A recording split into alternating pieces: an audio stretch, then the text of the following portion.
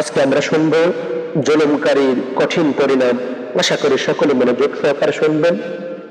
এক বসেওয়ালা মাছ ধরনেওয়ালা ব্যক্তি প্রত্যেক দিন নদীতে মাছ ধরার জন্য যায়। প্রথম দিন সে মাছ না পেয়ে খালি হাতে ফিরে আসছে, দ্বিতীয় দিন ফিরে আসছে, তৃতীয় দিন ফিরে আসছে।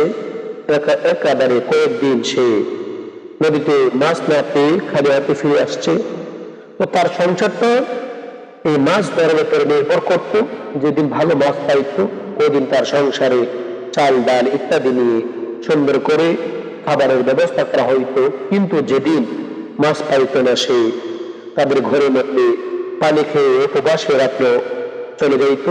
তো গত কয়েকদিন ধরে যখন সে মাছ পাচ্ছে না, সে আমার আল্লাহর দরবারে বলতেছেন, আল্লাহ আমার ঘরে খাবার নাই, আমাকে যদি একটা ব্যবস্থা করে দিতা। দেখা গেল হঠাৎ করে একদিন বিশাল বড় একটি মাছ তার বসিতে আটকা পড়ে গেল। সুবহানাল্লাহ, সুবহানাল্লাহ, সুবহানাল্লাহ।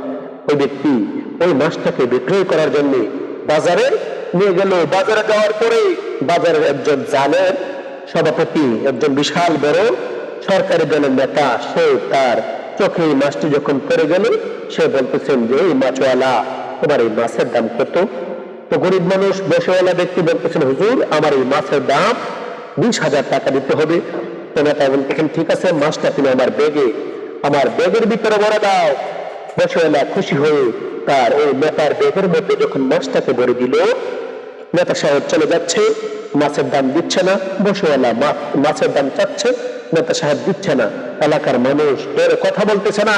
শক্তিশালী একজন লোক, সরকারি দলের লোক, তার বিরুদ্ধে যেই কথা বলবে সেই বিপদে পড়ে যাবে। কেউ মাছওয়ালার পক্ষে কথা বলতেছে না। মাছওয়ালা ওই নেতার পিছনে পিছনে যাচ্ছে আর মাছের থলিতে মাছের বেগে ভরে টানতেছে, কিন্তু এই ব্যক্তি মাছের বেগ ছাড়তেছে না। এক পর্যায়ে মাছওয়ালাকে লাথি মেরেছে। মাছওয়ালা কষ্ট পেয়ে পুনরায় ওই ভেগের মধ্যে যখন মাছের থলিতে ধরল, তখন ওই নেতা সাহেব যখন আবার তাকে মারতে আরম্ভ করলেন, এবার মাছওয়ালা ওই নেতার হাতের মধ্যে কামড় বসায় দিলেন। আল্লাহু আকবার, আল্লাহু আকবার। কামড় বসায় দিয়ে সে বাড়িতে চলে আসছে খালি হাতে। এদিক দিয়ে মাছ নিয়ে ওই নেতা সাহেব তার যে আন্দার মহল ছিল ওখানে গেল। তার যে সাঙ্গ পাঙ্গ আছে তাদেরকে নিয়ে রাত্রিবেলা মাছ খাইল। রাত্র 12টার পরে তার হাতে ব্যথা আরম্ভ হয়ে গেল। ব্যথা ভালো হচ্ছে না। ডাক্তারের কাছে গেল। পরের দিন সারা রাত্রে ব্যথা।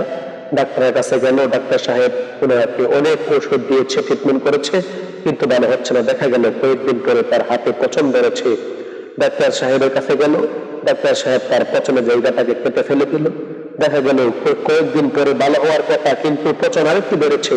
আবার তার হাত কেটে ফেলে দেওয়া হলো।